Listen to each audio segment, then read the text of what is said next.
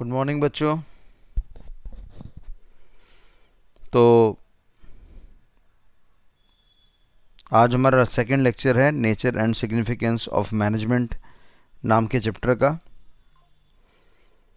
जैसा कि last class में बताया था कि मैनेजमेंट का मतलब हमारे पास क्या होता है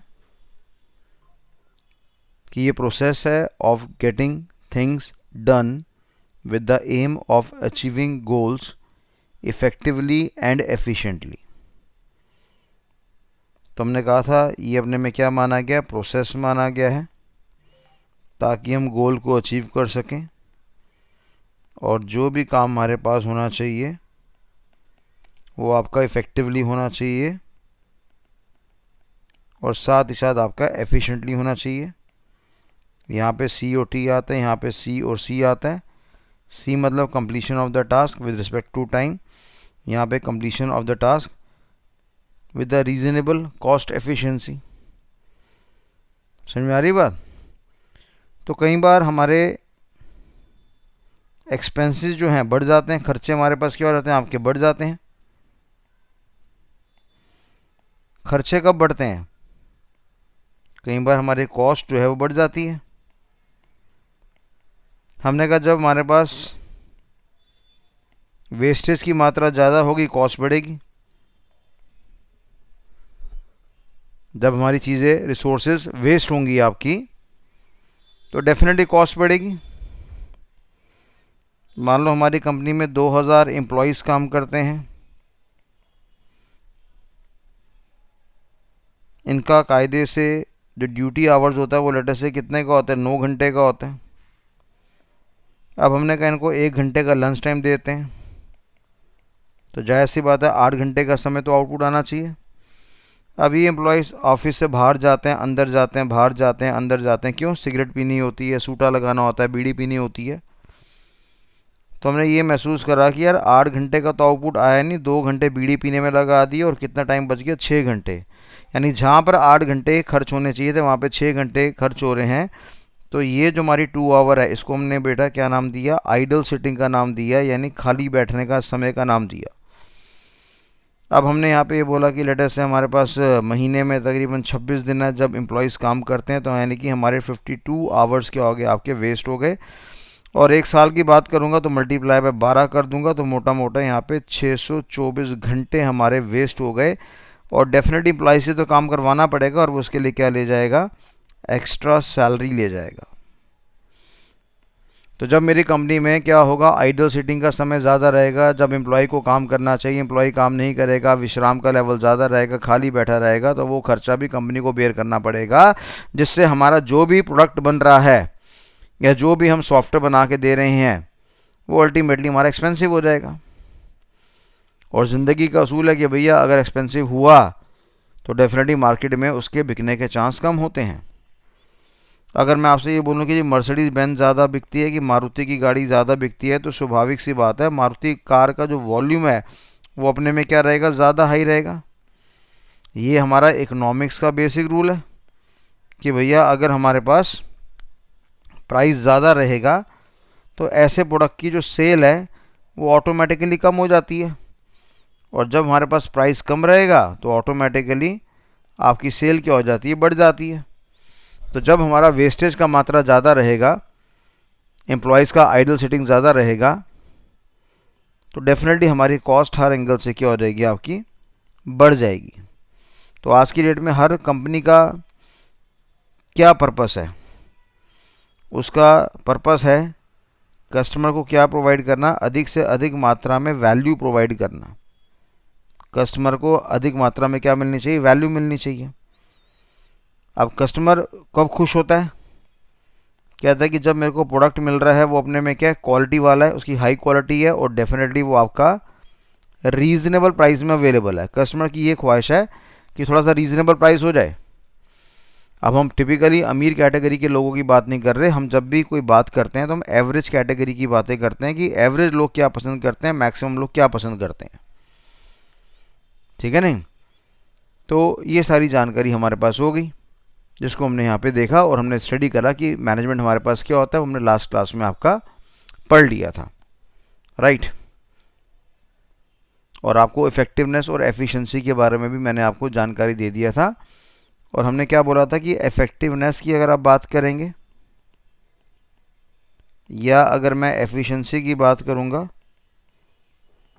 तो ये दोनों आपस में क्या हमारे पास इंटर रिलेटेड है, इनका आपस में संपर्क है। ठीक है नहीं, तो बोथ आर आपस में क्या है, इंटर रिलेटेड है हमारे पास। तो हमारी मैनेजमेंट के लिए ये बड़ा मस्ट है, कंपलसरी है कि जो भी काम होना चाहिए वो आपका एफिशिएंटली होना चाहिए, वो हमारा इफेक्टिवली हमारे पास होना चाहिए। इतनी बात समझ में आ गई आप सभी को? चलिए, तो मैनेजमेंट के बारे में आपका ज्ञान यहाँ पे पूरा हो गया। और दूसरी बात हमने क्या बोला था कि मैनेजमेंट कायदे से हमारे पास क्या माना गया, आपका प्रोसेस माना गया। और प्रोसेस के अंदर मैंने कहा था मेरे पास सेट ऑफ इंस्ट्रक्शंस होती हैं। तो कितने लेवल हमने देख लिए थे, 5। इस 5 के अंदर हमारे पास क्या था कि हमें प्लानिंग को परफॉर्म करना पड़ता है, ऑर्गेनाइजेशन हमें करना पड़ता है, स्टाफिंग हमें करना पड़ता है, डायरेक्शन हमें करना पड़ता है, कंट्रोलिंग हमें करना पड़ता है। और इनके बारे में जब हमें डीप स्टडी करनी है तो आगे वाले समय में पूरे के पूरे चैप्टर्स दे रखे हैं इनको विस्तार रूप में, तब हम इसको स्टडी करेंगे। ठीक है जी। तो नेक्स्ट हमारा जो क्वेश्चन आता है उसका नाम है हमारे पास that is characteristics of management, या एग्जाम में हमारा सवाल आ जाएगा फीचर्स ऑफ मैनेजमेंट। कह रहे हैं मैनेजमेंट के हमारे पास फीचर क्या है या हमारे पास कैरेक्टरिस्टिक्स क्या हैं, वो हम यहाँ पे स्टडी करने जा रहे हैं। तो हमने कहा हमारे पास कुल मिला के ज़्यादा नहीं 7 तरह के हैं। वो 7 तरह का नाम क्या है? हमने कहा प्रियंका चोपड़ा इन मुंबई, फिर दिल्ली, फिर गोवा। प्रियंका चोपड़ा कहाँ दिखी? प्रियंका चोपड़ा कहाँ है? मुंबई में भी गई, दिल्ली में भी गई, गोवा में गई। हमने पूछा तीनों में से बेस्ट क्या है, मुंबई बढ़िया, दिल्ली बढ़िया, गोवा बढ़िया? उसने जवाब दिया सर गोवा बढ़िया। तो हमारे पास एक और जी आ गया बेटा। ऐसी हरकतों को टेक्निकली हमने क्या नाम दिया? ऐसी एक्टिविटीज़ को हमने नाम दिया बेटा आपका निमोनिक्स। इसको टेक्निकली हमने क्या नाम दिया? मेमोरी टेक्निक्स का नाम दिया हुआ है। इससे आपकी जो मेमोरी होती है वो शार्प हो जाती है। तो हमने क्या बोला? प्रियंका चोपड़ा कहाँ पर है? प्रियंका चोपड़ा हमारी मुंबई में है, फिर दिल्ली गई, फिर गोवा गई। हमने पूछा बेस्ट कौन सी जगह लगी, तो उसने कहा भैया मेरे को तो गोवा बेस्ट लगा। अब यहाँ पे जब हम पी की बात करते हैं तो पी से मेरा यहाँ पे क्या मतलब होता है? That is pervasiveness. सी मतलब प्रियंका चोपड़ा, और सी का मतलब यहाँ पे क्या आ गया? That is continuous process. Priyanka Chopra इन कहाँ पे? मुंबई में। आई से मेरा यहाँ पे क्या मतलब है कि ये इंटेंजिबल है। एम मतलब मुंबई, एम का मतलब यहाँ पे क्या है? ये हमारे पास मल्टी डायमेंशनल है। ठीक है जी। उसके बाद मुंबई के बाद कहाँ गई? दिल्ली चली गई। तो मैनेजमेंट मेरे पास क्या मानी गई है? डायनेमिक मानी गई है। हम कह सकते हैं it is considered as a dynamic function. उसके बाद हमने जी की बात करी। जी मतलब गोवा। हमने क्या बोला? मैनेजमेंट अपने में क्या माना गया है? ग्रुप एक्टिविटी मानी गई है। और मुंबई में से, दिल्ली में से, गोवा में से कौन सा बेस्ट लगा? उसने कहा गोवा में ही ज़्यादा मज़ा आया है। तो इसको हमने क्या नाम दिया कि management is considered as a goal oriented process. ठीक है जी, it is considered as a goal oriented process. तो ये सारे के सारे हमारे पास क्या होगा? These all are the characteristics, these all are the क्या हमारे पास फीचर्स ऑफ द मैनेजमेंट। ठीक है बच्चों। तो P का मतलब परवेसिवनेस हो गया, C का मतलब कॉन्टीन्यूस प्रोसेस हो गया, I का मतलब इंटेंजिबल हो गया, M का मतलब मल्टी डायमेंशनल हो गया, D का मतलब आपका डायनेमिक फंक्शंस हो गया, G मतलब ग्रुप एक्टिविटी हो गया, और लास्ट G का मतलब यहाँ पे क्या है कि गोल ओरिएंटेड प्रोसेस है। These all are the characteristics किसके हैं हमारे पास, मैनेजमेंट के। ठीक है बच्चे। और जब मैं मल्टी डायमेंशनल की बात करता हूँ तो मल्टी डायमेंशनल को फर्दर हमने क्या करा हुआ, आपका 3 टॉपिक्स में क्लासीफाई करा हुआ है। हमने कहा ये होती है हमारे पास management of work, management of people और मैनेजमेंट ऑफ ओरिएंटेशन। मैंने कहा मल्टी डायमेंशनल को हमने फर्दर 3 पार्ट्स में तोड़ा है, आप इसको याद करने का प्रयास करिए। एक नाम है हमारे पास मैनेजमेंट ऑफ वर्क हो गया, दूसरा मैनेजमेंट ऑफ पीपल हो गया, और तीसरा नाम मेरे पास क्या हो गया, मैनेजमेंट ऑफ ऑपरेशंस। अब ये वर्क से मेरा क्या मतलब है, हमारा पीपल से क्या मतलब है, मैनेजमेंट ऑफ ऑपरेशन से हमारा क्या सेंस है, क्या लॉजिक है, ये सारी जानकारी अब हम यहाँ पे स्टडी करते हैं, डिस्कस करते हैं। तो ये सारे पॉइंट्स हमें यहाँ पे पढ़ने पड़ेंगे। तो पहला पॉइंट जो हमारे पास आ रहा है उसका नाम है परवेसिव। तो हमने क्या बोला, मैनेजमेंट क्या है, हमारी मैनेजमेंट जो है परवेसिव है। परवेसिव का मतलब यहाँ पे क्या है, हमने कहा management is common to all organisation. क्या लोग मैनेजमेंट के बिना काम कर सकते हैं, बिल्कुल नहीं काम कर सकते हैं। हर कंपनी के अंदर, हर प्रोजेक्ट के अंदर we should have the feature of management, and that is why we are saying it is common to all the organisation. चाहे हम इकोनॉमिकल फैक्टर्स के बेसिस पे काम करें या सोशल फैक्टर्स के बेसिस पे बात बताएं या पॉलिटिकली बेसिस पे बताएं, इससे हमारा क्या मतलब है अभी समझ में नहीं आएगा, आगे हम देखेंगे। अगर मैंने बोला जी मेरा अगर पेट्रोल पंप है, क्या हमें मैनेजमेंट फॉलो करना पड़ेगा, बिल्कुल करना पड़ेगा। मेरा अगर स्कूल है, क्या मेरे को फॉलो करना पड़ेगा, बिल्कुल करना पड़ेगा। मैंने कहा जी मेरा लेटर से पेट्रोल पंप हो गया, स्कूल हो गया, या हमारा लेटर से आपका हॉस्पिटल है, क्या हमें मैनेज करना पड़ेगा, यस बिल्कुल मैनेज करना पड़ेगा। तो कहने का मतलब ये है कि चाहे पेट्रोल पंप चला लो, चाहे स्कूल चला लो, चाहे हॉस्पिटल चला लो, चाहे आप होटल चला लो, ठीक है, या मैं बोलता हूँ लेटर से हमें कोई स्टेट चलानी है, या हमें सरकार चलानी है, या हमें कंट्री चलानी है, हर जगह मैनेजमेंट की रिक्वायरमेंट है। अगर मैनेजमेंट को माइनस कर देंगे तो सारा बेड़ा गर्क हो जाएगा, ठीक है नहीं। तो हर काम का नेचर जैसे मर्जी हो जाए तब भी हमें क्या करना पड़ेगा, मैनेजमेंट को फॉलो करना पड़ेगा।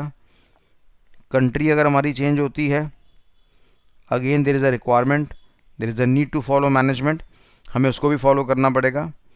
कल को कोई कंपनी हमारी यूएसए की है, या यूके की है, या जर्मनी की है, या जापान की है, या चाइना की है, तो जो हमारा फंक्शनलिटी है मैनेजमेंट का, it is common to everyone, यानी USA, Germany, Japan, China, Europe, Africa, हर जगह मैनेजमेंट का इस्तेमाल होगा। अब क्योंकि ये कॉमन है इसलिए उसको बदले में हमने क्या नाम दिया, परवेसिवनेस का नाम यहाँ पे दिया हुआ है। तो परवेसिवनेस का मतलब है कि management is considered common to every organization irrespective of its size, irrespective of its turnover, या irrespective of its market capitalization. अब मार्केट कैपिटलाइजेशन क्या होता है, टर्नओवर क्या होता है, वो आगे आने वाले समय में आपको जानकारी दी जाएगी। ठीक है भैया। उसके बाद सेकंड पॉइंट हमारे पास क्या आ रहे हैं, हमने कहा जो हमारा मैनेजमेंट है वो अपने में क्या माना गया है, कॉन्टीन्यूअस प्रोसेस माना गया है। It is considered as a continuous process. अब जायज़ सी बात है, हमने कहा था मैनेजमेंट क्या है जी, अपने में प्रोसेस है। प्रोसेस के अंदर कितने स्टेप्स थे, हमने कहा था जी 5 स्टेप्स हैं हमारे पास, कि पहले हमें प्लानिंग करना पड़ेगा, फिर हमें ऑर्गेनाइजिंग करना पड़ेगा, फिर स्टाफिंग करना पड़ेगा, फिर डायरेक्शन चेक करेंगे, फिर कंट्रोल्स का इस्तेमाल करेंगे। और क्या ये एक बार करके शांत हो जाएगा मामला, बिल्कुल शांत नहीं होगा भैया, बिल्कुल भी शांत नहीं होगा। उसके बाद दोबारा से हमें फिर से क्या करना पड़ेगा, प्लान करना पड़ेगा, फिर हमें ऑर्गेनाइज करना पड़ेगा, फिर स्टाफिंग करना पड़ेगा, फिर डायरेक्शन करना पड़ेगा, फिर कंट्रोल करना पड़ेगा, फिर कमियां आएंगी, और ये चक्रव्यूह हमारा चलता रहेगा। और इस चक्रव्यूह को टेक्निकल अंग्रेजी में हम क्या कहते हैं, लूपिंग इम्पैक्ट। क्या कहते हैं बेटा, लूपिंग इम्पैक्ट कहते हैं। क्या हमारे पास कोई ऐसा फ्रेमवर्क है जिसमें जहाँ हमने कह दिया कि भाई इसको फॉलो कर लो, उसके बाद तो कंपनी बिल्कुल फटाक से बढ़िया काम करेगी? ऐसा बिल्कुल नहीं है। हमारा जो बिज़नेस है वो स्टैटिक नेचर का नहीं है, वो अल्टीमेटली क्या अपने में डायनेमिक नेचर का है। और डायनेमिक का मतलब होता है कि जहाँ पे फ्रीक्वेंट चेंजेस आते हैं। यानी अगर कोई आपसे पूछे कि बाज़ार, हमारा जो बिज़नेस है, व्यापार जो हमारे पास है, वो किस कैटेगरी को बिलोंग करता है, क्या वो स्टैटिक कैटेगरी को बिलोंग करता है या क्या वो हमारा डायनेमिक कैटेगरी को बिलोंग करता है, तो बदले में क्या होगा, डायनामिज्म को बिलोंग करता है। तो डायनामिज्म का मतलब क्या होता है, it refers to frequent changes. हमें फटाफट चेंज होना पड़ेगा तभी काम होगा, अगर चेंज नहीं होगा तो काम खराब हो जाएगा। भाई सिंपल सी बात है, अगर हम चेंज नहीं होंगे तो हम क्या बन जाएंगे, हम नोकिया बन जाएंगे जिसका मार्केट शेयर शून्य हो गया मार्केट की आज की डेट में। अगर हम अपने आप को संसार के साथ परिवर्तित नहीं करेंगे तो हम क्या बन जाएंगे, BSNL बन जाएंगे, या हम लोग डेटा से आपका MTN बन जाएंगे। तो कंपनी को क्या होना पड़ेगा, अपना चेंज होते रहना पड़ेगा, जैसे मार्केट की रिक्वायरमेंट है वैसे जाना पड़ेगा। अगर आप अपने आप को चेंज नहीं कर पाएंगे तो बड़ा मुश्किल हो जाएगा। ऐसे ही कोडैक की बात करेंगे, हमारे पास रील आती थी फ़ोटो खींचने वाली, प्लास्टिक की रील होती थी, पतली पतली लंबी लंबी रील होती थी। इसको मार्केट ने किससे रिप्लेस कर दिया, मेमोरी कार्ड से रिप्लेस कर दिया। तो डेफिनेटली कोडैक ये वाला झटका झेल ही नहीं पाया और बाकी कंपनियों ने इसके फ़ायदे उठा लिए। नतीजा कोडैक का कैमरा लेट से मार्केट से हमारे पास आउट हो गया, रील वाला कॉन्सेप्ट हमारा ख़त्म हो गया। बात समझ में आ रही नहीं आ रही है? तो मान लो मेरी कंपनी है, मेरी कंपनी का नाम है XYZ कंपनी, और मैं क्या बनाता हूँ, मैं बनाता हूँ मेमोरी का एक डिवाइस। पुराने ज़माने का एक डिवाइस होता था जिसको बदले में हम क्या कहते थे, आपका फ्लॉपी डिस्क कहते थे। ये कंप्यूटर का मेमोरी का डिवाइस था। फिर फ्लॉपी मार्केट से वैनिश हुआ तो बाज़ार में क्या आ गया, हमने कहा बाज़ार में हमारे पास आ गया CD, जिसको हम CD-ROM कहते हैं। फिर बाज़ार में मेरे पास क्या आ गया, बाज़ार में मैंने कह दिया मेरे पास एक और नई चीज़ आ गई जिसको हमने क्या नाम दिया, DVD का नाम दिया। फिर हमने कहा बाज़ार में हमारे पास क्या आ गया, पेन ड्राइव आ गई हमारे पास। पेन ड्राइव भी आपने देखी होगी, इस तरह से पेन ड्राइव होती है हमारे पास, समझ में आ रही है? या हमने बोला कि हमारे पास एक एक्सटर्नल हार्ड डिस्क वाला कॉन्सेप्ट आ गया। ये मेरा लैपटॉप है और यहाँ पे USB का पोर्ट है, यहाँ पर मैं एक पोर्टेबल हार्ड डिस्क जो आपकी अटैच कर दूंगा, जिसको हमने क्या नाम दिया, एक्सटर्नल हार्ड डिस्क का नाम यहाँ पे दिया हुआ है। तो यानी धंधा हमने किससे स्टार्ट करा था, फ्लॉपी डिस्क से स्टार्ट करा था। फिर क्या आ गया, CD-ROM आ गया, फिर क्या आ गया, DVD आ गया, फिर क्या आ गया, पेन ड्राइव आ गया, फिर हमारे पास क्या आ गया, एक्सटर्नल हार्ड डिस्क आ गया। और देखा जाए तो आज की डेट में मेमोरी डिवाइस का इस्तेमाल कम होता है और आज की डेट में हम किसका इस्तेमाल करते हैं, एक स्पेशल तरह की टेक्नोलॉजी का इस्तेमाल करते हैं जिसको हमने क्या नाम दिया, क्लाउड कंप्यूटिंग का नाम यहाँ पे दिया हुआ है, जहाँ पे हम किसका इस्तेमाल करेंगे, क्लाउड सर्वर्स का इस्तेमाल करेंगे, है ना? आपने अमेज़ॉन का नाम सुना होगा, तो अमेज़ॉन वाला ये सर्विसेज प्रोवाइड करता है जिसका नाम क्या है, क्लाउड कंप्यूटिंग सर्विसेज। तो अगर जो कंपनी अपने आप को चेंज करेगी, फ्लॉपी से CD-ROM में आएगा, फिर DVD में आएगा, है ना, फिर लेटेस्ट हमारा पेन ड्राइव में आएगा, फिर एक्सटर्नल हार्ड ड्राइव में आएगा, तो डेफिनेटली वो कंपनी तो चलती रहेगी। और जो कंपनी ऐसा परिवर्तन समय के अनुसार नहीं करेगी तो स्वाभाविक सी बात है उसका काम तमाम होगा, उसका बेड़ा गर्क होगा। ठीक है बच्चे? और दूसरी बात, जब हम बिज़नेस करते हैं बेटा, जब हम व्यापार करते हैं तो बिज़नेस के जो भी हम बिज़नेस करते हैं उस बिज़नेस वाले के अगेंस्ट बड़े सारे दुश्मन होते हैं। और उन दुश्मनों को टेक्निकली हम लोगों ने क्या नाम दिया, उन दुश्मनों को टेक्निकली हमने नाम दिया कॉम्पिटिटर्स। क्या स्विगी वाले, जोमेटो वाले एक दूसरे को अच्छी नज़रों से देख सकते हैं? मतलब इन्हें कंपटीशन लगा हुआ है, वो उसका कस्टमर खाएगा, वो उसका कस्टमर खाएगा और दोनों में फाइट चलती रहेगी। तो जब हम बिज़नेस की बात करते हैं तो बेटा बिज़नेस के अंदर काफ़ी, बिज़नेस के अगेंस्ट काफ़ी सारे लोग दुश्मन होते हैं। और वो जो तरह तरह के दुश्मन होते हैं उसकी लिस्ट में आने वाले समय में आपको प्रोवाइड करूंगा। वो जो तरह तरह के दुश्मन होते हैं वो बिज़नेस पे क्या करते रहते हैं, अटैक करते रहते हैं। और क्योंकि वो आप पे अटैक करते रहते हैं तो फिर से क्या करना पड़ता है, आपको प्लानिंग करना पड़ता है, ऑर्गेनाइजिंग करना पड़ता है, स्टाफिंग करना पड़ता है, आपको डायरेक्शन देखनी पड़ती है और आपको फिर कंट्रोल करना पड़ता है। यानी अगेन ये 5 जो स्टेप्स हैं हमारे दोबारा से रीजनरेट होते हैं। और इसलिए हम कहते हैं कि भैया जहाँ से गेम हमने स्टार्ट करी होती है हमारी गेम सीधा वहीं पर आके चली जाती है और ये प्रोसेस मेरा चलता रहता है। और इसीलिए इसको बदले में हमने क्या नाम दिया, ऑन गोइंग प्रोसेस का नाम यहाँ पे दिया हुआ है। भाई कैलकुलेटर से आप जॉब करेंगे, मान लो आपका जॉब का पैकेज कितना आ गया, 1 लाख आ गया, फिर आपका 5 लाख रुपये महीना आ गया, फिर आपका 10 लाख रुपये महीना आ गया। क्या आप यहाँ पे रुक जाएंगे कि सर मेरे दिमाग पे तो शांति बैठ गया, मेरे को आगे काम नहीं करना है? देखना, जिस दिन आप 10 लाख रुपये महीना कमाओगे उस दिन आप ज़्यादा बेचैन हो जाओगे, आप ज़्यादा मोटी मोटी इन्वेस्टमेंट करना स्टार्ट कर दोगे, आप ज़्यादा नए नए पंगे लेना स्टार्ट कर दोगे, क्योंकि हमारा ये कीप गोइंग ऑन प्रोसेस होता है। ठीक है बच्चे? तो ये हमारे पास जानकारी होगी रिगार्डिंग किसके बारे में, रिगार्डिंग इस प्रोफाइल के बारे में जिसको मैंने आपको बताया कि भैया जब हम बात करते हैं किसके बारे में, मैनेजमेंट के बारे में, तो पहला पॉइंट मेरे पास क्या था, हमने कहा था प्रियंका चोपड़ा कहाँ चलेगी, मुंबई चलेगी, दिल्ली चलेगी, गोवा चलेगी, और हमने पूछा बेटा कौन सा बढ़िया जगह लगा, कहती गोवा बढ़िया लगा। तो जब मैं पी की बात करूंगा तो पी से मेरे यहाँ पे क्या नाम है, परवेसिवनेस। ये बड़ा खतरनाक वर्ड है परवेसिवनेस, आज से पहले आप बच्चों ने नहीं सुना होगा, तो इसलिए हमने साफ बोल दिया कि भाई जो फैक्टर्स मैनेजमेंट के हैं वो कॉमन रहते हैं सभी ऑर्गेनाइजेशंस के लिए। ठीक है जी, चाहे उसका ऑब्जेक्टिव कुछ भी हो, चाहे उसका इकोनॉमिकल ऑब्जेक्टिव हो या पॉलिटिकल ऑब्जेक्टिव हो या सोशल ऑब्जेक्टिव हो, वो सारी बातें हम आगे डिस्कस करेंगे। पेट्रोल पंप को भी मैनेजमेंट फॉलो करनी पड़ेगी, आपको हॉस्पिटल है तो भी आपको फॉलो करना पड़ेगा, स्कूल है तो भी फॉलो करना पड़ेगा, लाइब्रेरी है तो भी आपको फॉलो करना पड़ेगा। तो अगर आप बिजनेस कर रहे हैं, धंधा कर रहे हैं, तो आपको मैनेजमेंट खेलना पड़ेगा। आप ऐसा नहीं कह सकते कि अमेरिका में जाकर मैनेजमेंट का इस्तेमाल नहीं होता, रादर वहाँ पे सारा का सारा इस्तेमाल ही मैनेजमेंट के द्वारा ही होता है। तो इसलिए हमने कहा it is common for every organisation, यहाँ पे कोई खुश होने वाली बात नहीं है, पंप लेने वाली बात नहीं है कि जी मेरी कंपनी में तो मैनेजमेंट होती है। अरे भैया करना पड़ेगा, अगर आप चाहते हो कंपनी सही तरीके से प्रॉफिट कमाए तो उसको करना पड़ेगा। ठीक है बेटा। और दूसरी बात हमने यहाँ पे क्या बोला, कॉन्टीन्यूस प्रोसेस है। क्या ये कभी सिलसिला हमारा समाप्त होगा? बिल्कुल नहीं भैया। बाजार मेरा क्या है, डायनेमिक नेचर का है, स्टैटिक नेचर का नहीं है। स्टैटिक का मतलब क्या होता है, फिक्स नेचर। डायनेमिक का मतलब क्या होता है, जिसके अंदर हमेशा परिवर्तन आता रहता है, चेंजेस होते रहते हैं, है ना। कभी हमारे बिजनेस के ऊपर सरकार अटैक मार देगी, कभी हमारे बिजनेस के ऊपर लेटेस्ट आपकी गवर्नमेंट अटैक मार देगी, कस्टमर अटैक मार देगा, सप्लायर अटैक मार देगा, टेक्नोलॉजी अटैक मार देगा। ठीक है जी। या हमारे पास लेटेस्ट है आपका और कौन सा है, गवर्नमेंट हो गया, या हमारा विश्व यानी चाइना या अमेरिका का ट्रंप अटैक मार देगा, जिसको हमने ग्लोबलाइजेशन का नाम दे दिया। तो जब ये हमारे बिजनेस पे अटैक मारेंगे तो हमें क्या करना पड़ेगा, फिर दोबारा से हमें वो 5 स्टेप्स फॉलो करने पड़ेंगे, फिर से प्लानिंग करना पड़ेगा, ऑर्गेनाइजिंग करना पड़ेगा, स्टाफिंग हायर करनी पड़ेगी। ठीक है बच्चे, स्टाफिंग हायर करनी पड़ेगी, फिर डायरेक्शन पे भी ध्यान देना पड़ेगा, फिर कंट्रोलिंग भी करना पड़ेगा। 1 मिनट ज़रा होल्ड करना। हाँ जी, हाँ जी। नहीं पॉसिबल नहीं, मैं क्लास ले रहा हूँ। कोई भी नहीं आएगा, वो मैं खोल देता हूँ।